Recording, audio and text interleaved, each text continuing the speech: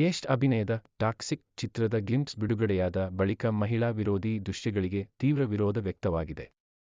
ಮಲಯಾಳಂ ನಿರ್ದೇಶಕ ನಿತಿನ್ ಅವರು ಗೀತು ಮೋಹನ್ದಾಸ್ ಅವರ ಹಿಂದಿನ ಹೇಳಿಕೆಗಳನ್ನು ಪ್ರಶ್ನಿಸಿದ್ದಾರೆ. ಚಿತ್ರದಲ್ಲಿ ಮಹಿಳೆಯರನ್ನು ಅವಮಾನಿಸುವ ರೀತಿಯಲ್ಲಿ ಚಿತ್ರಿಸಲಾಗಿದೆ ಎಂದು ಆರೋಪಿಸಲಾಗಿದೆ.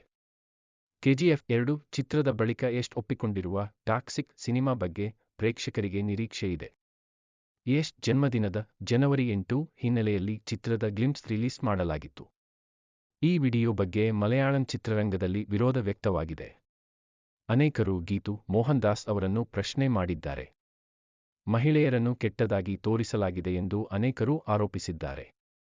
ಮಲಯಾಳಂ ನಿರ್ದೇಶಕ ನಿತಿನ್ ಅವರು ಗೀತು ಮೋಹನ್ದಾಸ್ ಬಗ್ಗೆ ಅಸಮಾಧಾನ ಹೊರಹಾಕಿದ್ದಾರೆ. ಟಾಕ್ಸಿಕ್ ಟೀಸರ್ ನೋಡಿದ ಬಳಿಕ ಅವರು ಈ ಬಗ್ಗೆ ಸೋಷಿಯಲ್ ಮೀಡಿಯಾದಲ್ಲಿ ಬರೆದುಕೊಂಡಿದ್ದಾರೆ. ಅವರನ್ನು ಅನೇಕರು ಬೆಂಬಲಿಸಿದ್ದಾರೆ. ನಿತಿನ್ ಅವರು ಗೀತು ವಿರುದ್ಧ ಧ್ವನಿ ಎತ್ತಲು ಒಂದು ಕಾರಣ ಇದೆ ಎನ್ನಲಾಗಿದೆ.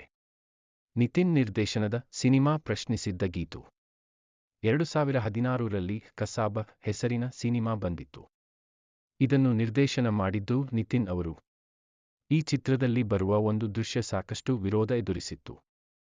ಪೊಲೀಸ್ ಅಧಿಕಾರಿ ಮಮ್ಮೂಟಿ ಮಹಿಳಾ ಪೊಲೀಸ್ ಅಧಿಕಾರಿ ಬಳಿ ಹೋಗಿ ಅವರ ಬೆಲ್ಟ್ ತೆಗೆದು ನಾನು ನಿಮ್ಮ ಋತುಚಕ್ರವನ್ನು ನಿಲ್ಲಿಸಬಹುದು ಎಂದು ಹೇಳುತ್ತಾನೆ. ಈ ದೃಶ್ಯವನ್ನು ಗೀತು ಮೋಹನ್ದಾಸ್ ಕೂಡ ವಿರೋಧಿಸಿದ್ದರು. ಈಗ ಅವರೇ ಮಹಿಳೆಯರನ್ನು ಕೆಟ್ಟದಾಗಿ ತೋರಿಸಿದ್ದು ಎಷ್ಟು ಸರಿ ಎಂಬುದು ನಿತಿನ್ ಅಭಿಪ್ರಾಯಪಟ್ಟಿದ್ದಾರೆ.